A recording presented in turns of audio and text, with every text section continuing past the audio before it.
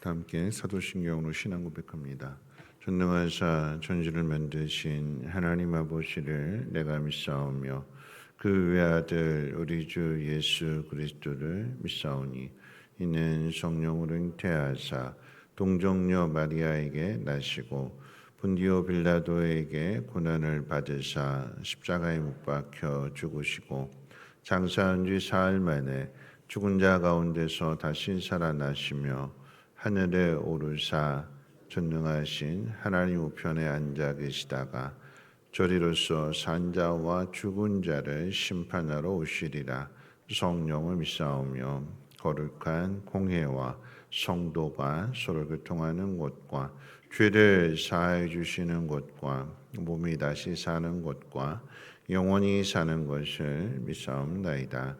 아멘. 좋으신 하나님 감사합니다. 오늘 이 새벽에 또 하나님 귀한 전으로 인도해 주심을 감사를 드리고 지난밤 참 많이 더웠는데 새벽에 조금이나마 좀 기온이 내려간 가운데서 하나님 앞에 나왔습니다.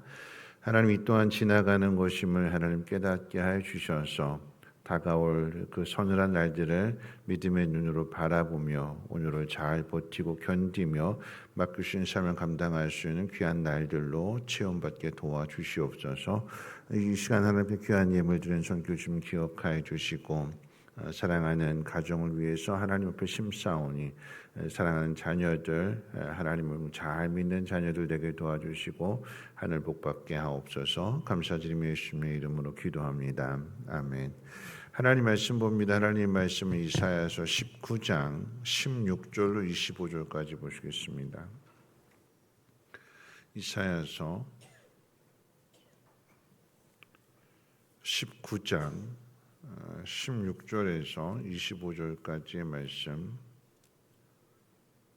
한 절씩 교독으로 읽겠습니다. 그날의 애굽이 분효와 같을 것이라. 그들의 만군의 여호와께서 흔드시는 손이 그들 위에 흔들림으로 말미암아 떨며 두려워할 것이며 유다의 땅은 애굽의 두려움이 되리니 이는 만군의 여호와께서 애굽에 대하여 정하신 계획으로 말미암이라. 그 소문을 듣는 자마다 떨리라. 그날의 애굽 땅에 가나안 방언을 말하며 만군의 여호와를 가리켜 맹세하는 다섯 성읍이 있을 것이며 그중 하나를 멸망의 성읍이라 칭하리라. 그날의 애굽 땅 중앙에는 여호와를 위하여 제단이 있겠고 그 변경에는 여호와를 위하여 기둥이 있을 것이요. 이것이 애굽 땅에서 만군의 여호와를 위하여 징조와 증거가 되리니 이는 그들이 그 압박하는 자들로 말미암아 여호와께 부르짖겠고 여호와께서는 그들에게 한 구원자이자 보호자를 보내사 그들을 건지실 것입니다. 여호와께서 자기를 애굽에 알게 하시리니 그날에 애굽이 여호와를 알고 제물과 예물을 그에게 드리고 경배할 것이요 여호와께 서원하고 그대로 행하리라. 여호와께서 애굽을 치실지라도 치시고는 고치실 것이므로 그들의 여호와께로 돌아올 것이라. 여호와께서 그들의 간구함을 들으시고 그들을 고쳐 주시리라. 그날에 애굽에서 아수르를 통하는 대로가 있어 아수르 사람은 애굽으로 가겠고 애굽 사람은 아수르로 갈 것이며 애굽 사람이 아수르 사람과 함께 경배하리라. 그날에 이스라엘의 애굽 및 아수르와 더불어 셋이 세계 중에 복이 되리니 이는 만군의 여호와께서 복 주시며 이르시되 내 백성 애굽이여 내 손으로 지은 아수르여 나의 기업 이스라엘이여 복이 있을지어다 하실 것입니다. 아멘. 이제 그저께 이제 그날에 대해서 함께 말씀을 살펴봤고 어제 말씀은 하나님이 가만히 잠자고 계시는 것이 아니라 감찰하시는 하나님, 지켜보시는 하나님, 일을 행하시는 하나님에 대해서 함께 살펴보았고 오늘은 이제 심판하신 다음에 복이 되게 하시는 하나님에 대해서 함께 생각해 보려고 합니다. 오늘 본문인 이사야 19장은 앞에 부분과 뒷부분이 전혀 서로 상반되는 그런 대조가 되는 모습을 보여주고 있습니다. 먼저 이제 1절부터 15절까지에 있어서는 하나님이 애굽을 심판하신다 이렇게 말씀하시는 거예요. 그리고 오늘 읽은 본문 이제 16절부터 25절까지의 말씀은 하나님께서 그 치신 그 나라들을 다시 회복시키신다, 은혜를 베푸신다 하는 그런 내용을 우리에게 가르쳐주고 있습니다. 24절, 25절 말씀에 보면 그날에 이스라엘이 애굽 및 아수르와 더불어 셋이 세계 중에 복이 되리니 이런 만군의 여호와께서 복 주시며 이르시되 내 백성 애굽이여 내 손으로 지은 아수르여 나의 기업 이스라엘이여 복이 있을지어다 하실 것이라. 하나님을 대적하던 애굽 그리고 이스라엘을 짓밟았던 아수르가 이스라엘과 함께 세계 중에서 복이 될 것이라고 하는 하나님의 약속의 말씀이에요. 심지어 하나님은 애굽을 향해서는 내 백성이라고 부르시고 또 아수르를 향해서는 내 손으로 지은 나라라고 부르십니다. 어떻게 심판을 받아 마땅한 이방 나라들이, 그것도 이스라엘 입장에서 보면 북이스라엘을 망하게 한 원수와도 같은 그런 나라잖아요. 근데 그런 이방 나라들이 하나님 백성이 되고 세상의 복이 될 수 있을까요? 오늘 말씀을 통해서 하나님이 행하시는 심판의 진짜 목적이 무엇인지를 함께 세 가지를 한번 생각해 봅니다. 첫 번째 기억해야 되는 것은 심판은 보복이 아니라 교만을 무너뜨리는 역사입니다. 우리는 흔히 심판하게 되면 하나님의 어떤 분노, 죄에 대한 분노, 악에 대한 분노, 아니면 거기에 대한 또 형벌, 처벌 이런 것들로 생각하기 쉽습니다. 그런데 하나님의 심판의 궁극적인 목적은 상대를 완전히 멸망시키는 그 복수에 있지 않다라고 하는 거죠. 어디에 있을까요? 마침내 돌이켜서 복을 받게 하시는 것이 하나님의 목적이고 또 하나님의 본심, 하나님의 마음입니다. 우리가 주목해야 되는 사실은 심판은 하나님을 대적하여 높아진 그 인간의 모든 교만한 마음들, 그 교만한 진을 무너뜨리는 작업이기 때문이라고 하는 사실을 우리는 기억해야 되는 거예요. 하나님에게서 멀어지는 사람들의 특징이 뭐냐? 교만한 거죠. 교만한 거. 그러니까 자기 힘으로 자기 능력으로 하나님 없이도 살 수 있다. 그래서 계속 그 길로 가는 거잖아요. 그래서 고린도후서 10장 4절로 5절은 이렇게 말씀하는데 화면 한번 띄워주실까요? 같이 한번 읽어볼까요? 함께 읽겠습니다. 시작. 우리의 싸우는 무기는 육신에 속한 것이 아니요 오직 어떤 견고한 진도 무너뜨리는 하나님의 능력이라. 모든 이론을 무너뜨리며 하나님 아는 것을 대적하여 높아진 것을 다 무너뜨리고 모든 생각을 사로잡아 그리스도에게 복종하게 하니. 네. 하나님이 가지신 목적과 뜻을 이루심에 있어서 그 뜻과 목적에 미치지 못하면 또는 대적하거나 반대한다면 하나님이 그냥 그대로 내버려 두시지 않는다, 그냥 그대로 놔두지 않는다라고 하는 것을 가르쳐 주는 것이 심판이라고 하는 거예요. 가만히 지켜만 보고 계시지는 않는다라고 하는 거죠. 이것을 잘 보여주는 것이 예수님의 성육신과 십자가 사건입니다. 오늘 읽은 본문 앞에서도 분명하게 이야기하자 하나님께서 한 사람을 보내신다. 한 사람을 통해서 구원하신다. 그게 이미 모세 시대에서도 애굽에 압제당하는 이스라엘 백성을 한 사람 모세를 보내셔서 이스라엘 백성들을 구원해 내셨잖아요. 동일하게 하나님께서 한 사람이신 예수 그리스도를 이 땅에 보내주시고 그 예수 그리스도로 말미암아 우리를 구원해 주셨습니다. 하나님께서 그냥 가만히 계시는 것이 아니라 우리가 망가뜨린 어그로 놓은 하나님의 뜻을 하나님이 다시 회복시켜 주시는 거예요. 그래서 예수님을 보내셨습니다. 이게 왜 중요한 일이냐면 이 길 밖에는 없다는 거예요. 선악과를 먹고 타락한 인간들, 아무리 하나님이 기회를 주시고 하나님의 말씀을 주시고 그럴지라도 이어지는 게 노아 홍수고 바벨탑 사건이고 이스라엘이 망하는 이야기고 인간에게는 소망이 없다라고 하는 거죠. 인간이 스스로 의로워서 구원에 이를 수 없다라고 하는 것을 인간 역사가 그대로 증명해내는 거예요. 그래서 예수님을 보내십니다. 예수님 보내시는 이유가 뭘까요? 하나님 그대로 내버려 두시지 않는다라고 하는 얘기예요. 반드시 목적하신 바를, 하나님이 뜻하신 바를 인간의 그 죄악 가운데서도 하나님 그 일을 여전히 행하고 계신다. 그게 심판과 구원이 같이 나타나는 이유가 바로 거기에 있는 거예요. 심판을, 정확하게 얘기하면 심판을 통한 구원이 되는 거죠. 이게 복이라고 하는 이야기예요. 오늘 심판당하면 망했다, 심판이 없었으면 좋겠다라고 이야기하는데, 그런데 보세요. 오늘 이 이사야서의 말씀을 통해서 얼마나 놀라운 말씀이 선포되어지는지 모르겠는데, 하나님이 그동안 인간들은 자기 민족 자기밖에 모르는 거잖아요. 왜 다른 나라 정복할까요? 왜 다른 나라 집밥일까요? 왜 다른 나라 쳐들어가서 그 남의 가진 거 다 뺏어올까요? 자기밖에 모르는 거예요. 자기 나라만 잘 살면 된다라고 하는 거예요. 심지어 이스라엘 만주에도 그랬잖아요. 자기 나라만 잘 살면 된다. 하나님이 예수 그리스도를 통해서 이루시는 게 뭐냐? 이 민족의 경계를 허시는 거예요. 이스라엘만이 아니라 아수르도 내 백성이고 애굽도 내 백성이다. 내가 지은 사람들이다. 하나님께서 이스라엘만 사랑하시는 하나님이 아니라, 나만 사랑하시는 하나님이 아니라 우리 모두를 사랑하시는 하나님이시래요.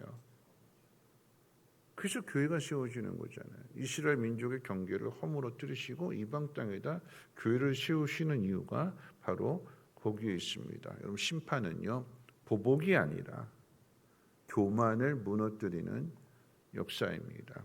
두 번째 생각할 것은 뭐냐면, 이 땅의 권력은 영원하지 않고 오직 하나님의 나라만 영원하다라고 하는 거죠. 하나님의 나라가 영원하기 때문에 하나님은 그 구원의 역사를 쉬지 않으십니다. 멈추지 않으십니다. 애굽과 아수르의 멸망에 대해서 말씀해 주시는 이 가장 중요한 교훈은 이 땅에 영원한 권력은 없다라고 하는 이야기입니다.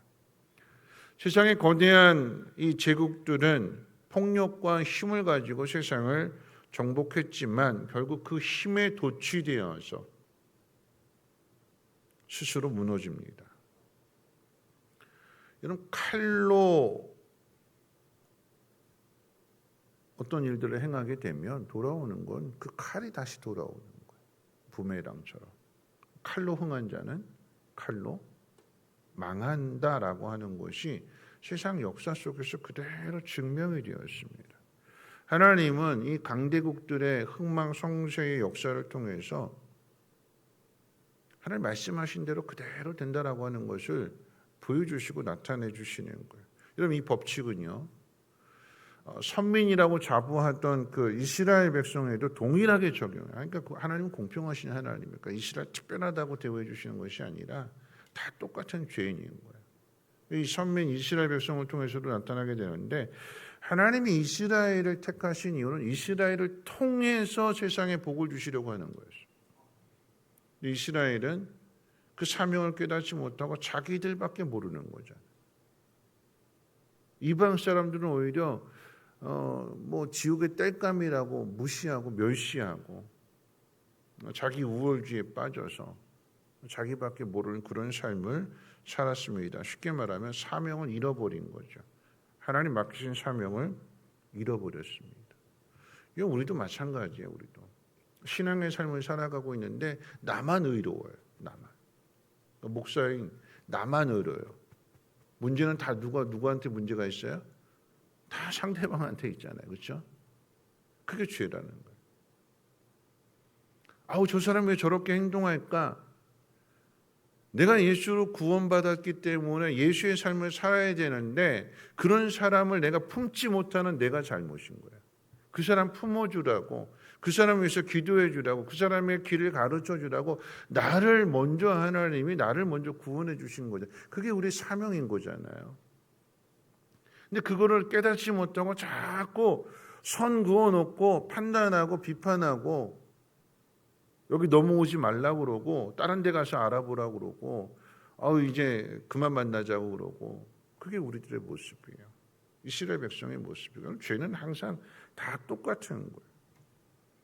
하나님이 이스라엘 백성을 통해서 열방을 구원하시기 위해서 구별하셨고 사명을 맡기셨는데 그 사명을 감당하지 않습니다. 이스라엘이 불순종하게 되는 거고 이스라엘마저도 교만해지게 되는 거죠. 그러니까 하나님이 사명을 통째로 이방으로 넘기셨어요. 예수님 오신 이후로 전에는 구약의 이스라엘이었는데 이제는 예수님을 통해서 이제 이 사명이 옮겨졌어요. 촛대가 옮겨졌어요. 이방인들의. 그렇다고 하나님이 이스라엘을 버리시는 것이 아니죠. 이스라엘 버리시는 게 아니라고 그랬어요. 왜 옮기셨어요? 바울이 뭐라고 이야기했냐면 너희들이 그 사명을 감당하지 않으니까, 너희들이 감당해야 열방의 사람들이, 세상 모든 사람들이 구원을 얻게 되는, 너희들이 그 일을 안 하니까 하나님의 구원을 이방을 통해서 하신다고 이 촛대를 옮기셨을 때에, 그럼 이 사람들은 버리느냐? 바울이 뭐라고 그랬어요? 아니다. 이방 사람들이 구원받는 그 모습, 하나님의 복을 받는 모습을 이 유대인들, 이스라엘 백성들이 보고 부끄러워하고 깨닫고 돌이켜서 회개해서 다시 하나님 백성으로 살게 하신다. 그래서 복음이 땅끝까지 간 다음에 다시 어디로 간다고요? 다시 예루살렘으로 온다고요. 하나님 버리지 않으신대요. 이게 하나님의 사랑이래요. 여러분, 이 말씀은 우리에게 교훈이 되고 도전이 돼요. 내가 사명 감당 안 하면 어떻게 된다고요? 이 사명이 옮겨지는 거예요. 하나님은 쉬지 않으시기 때문에, 구원의 역사를 멈추지 않으시기 때문에, 내가 안 한다고 해서 모든 게 다 끝나는 게 아니라 내가 안 하면 하나님은 다른 사람을 통해서 그 일을 행하신대요. 그럼 나는요? 멀뚱히 쳐다만 보는 거죠. 저거 내 자리인데, 저거 내가 해야 될 일인데, 저복 내 복인데 내가 안 하니까 나 자신 하나님이 다른 사람을 통해서 하시는 거고 그 일을 행하시는 사람에게 하나님 저 복을 주시는 거구나. 내가 이러면 안 되지. 내가 정신 차려야지. 하나님 그렇게 하신대요. 이 땅에 있는 모든 것들 영원한 것이 없대요. 지금 당장 힘 있고 그 힘 가지고 마음대로 하는 것 같지만 하나님이 반드시 그거 뒤집어 엎으십니다. 그러니까 우리가 해야 될 일은 뭐라고요? 내 사명 잃어버리면 안 되는 거예요. 하나님은요 절대 포기하지 않으세요. 하나님은 반드시 하나님 목적하신 바를 이루시고야만은 하나님입니다. 그럼 거기 우리가 따라서 따라가고 순종해야 되는 거죠. 마지막 세 번째인데, 자 그렇다라고 하면 이 앞에 있는 두 가지 이야기를 통해서 우리의 삶에 적용해 봐야 되는 거예요. 하나님은 나를 깨트려서 축복의 통로가 되기를 원하시는 거예요. 애굽을 깨트리시고 아수르를 깨트리시고 이스라엘을 깨트리시고, 그래서 셋이 하나다라고 하는 것은 뭐냐면 모든 사람이 다 구원받기를 원하신다라고 하는 게 이게 하나님의 뜻이라고 하는 얘기예요. 그래서 심판이 있는 거고, 그래서 고난과 고통이 있는 거예요. 뭐하게 하시려고요? 복을 주시려고. 하나님 복을 주시려고 하는데 우리 안에 더럽혀져 있는 거예요. 우리 마음이. 뭘로 더럽혀졌을까요? 교만함으로. 그래서 이 교만을 깨트리시는 거예요. 그게 심판이래요. 정결한 마음을, 깨끗한 마음을 만드신 다음에 그 다음에 복을 주시는 거예요. 오늘 내 삶 가운데 이해할 수 없는 고난이 있는지요? 하나님이 심판처럼 느껴지는 고통이 있습니까? 여러분, 이것은 부끄러워야 될 일이 아니라 깨달아야 될 일인 거예요. 하나님이 나에게 복을 주시려고, 더 큰 복을 주시려고 나를 새롭게 하시고 나를 다듬어 가시는 거구나. 나를 하나님의 사람으로 훈련해 가시는 거구나. 하나님의 매는 내가 설령 불순종하고 거역하고 내 마음이 높아졌다 할지라도 하나님의 매는 복수, 이놈 너 한번 당해봐라, 그런 의미로 주시는 것이 아니라 우리를 새롭게 하시기 위한 매입니다. 그래서 사랑의 매라고 하는 거죠. 인간은 감정이 섞인 매를 때리지만 하나님은 온전한 사랑의 매를 때리십니다. 그래서 우리가 해야 될 일은 뭐냐면 우리 안에 높아진 마음을 무너뜨려야 되는 거예요.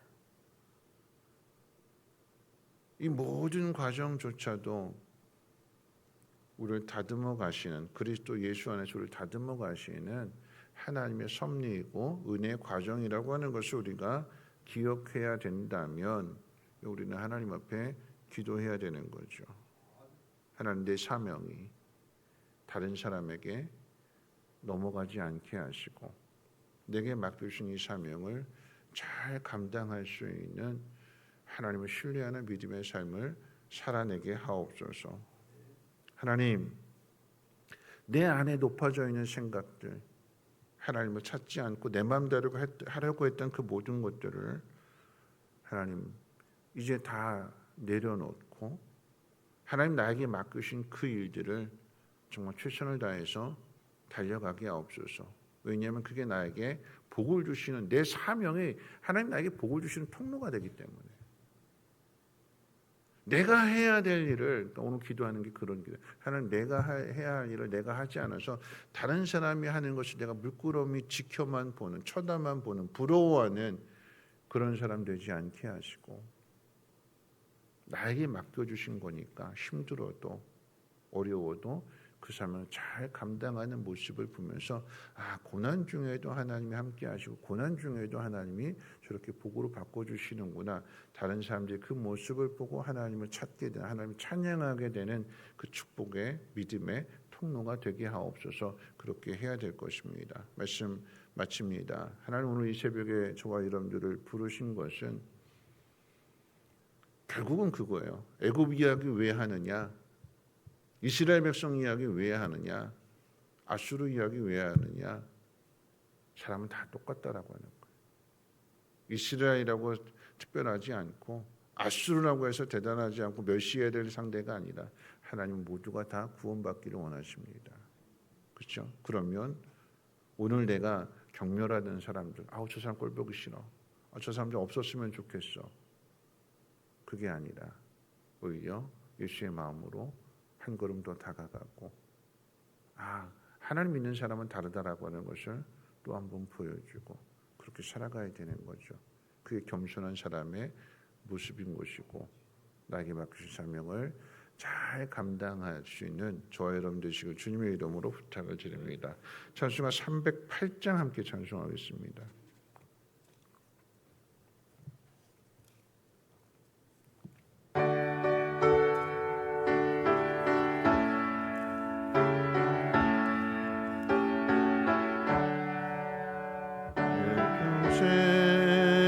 살아온 길 뒤를 돌아보니 걸음마다 장마다 모두 죄뿐입니다.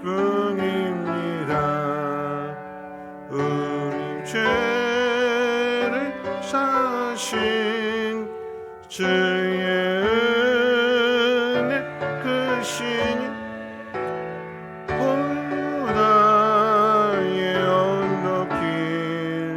주님 바라봅니다. 나같이 못난 인간 주님께서 살리려 하늘나라 영광보다 모두 버리시었네.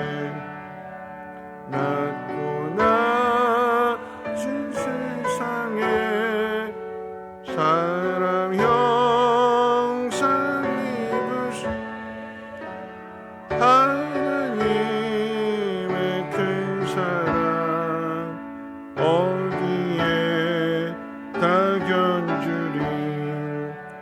예수님 나의 주님 사랑의 주 하나님 이제 나는 예수님만 높이면서 살겠네.